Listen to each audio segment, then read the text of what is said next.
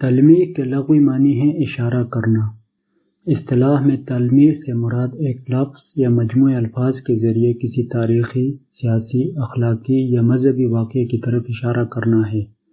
اردو کی مشہور تلمیحات میں آب حیات، آتش نمرود، ابن مریم، جام جمشید، زلیخا، سامری، کوہ طور، فرہاد، منصور، ید بیضا، مجنوں وغیرہ کی تلمیحات مشہور ہیں۔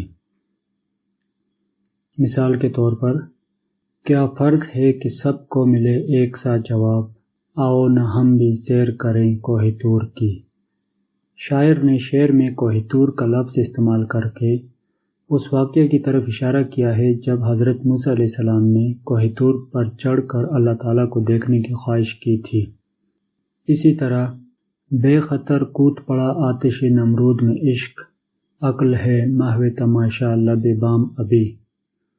اس شعر میں علامہ اقبال نے آتش نمرود کے تلمیح استعمال کی ہے اور حضرت ابراہیم علیہ السلام اور بادشاہ نمرود کے واقعہ کی طرف اشارہ کیا ہے۔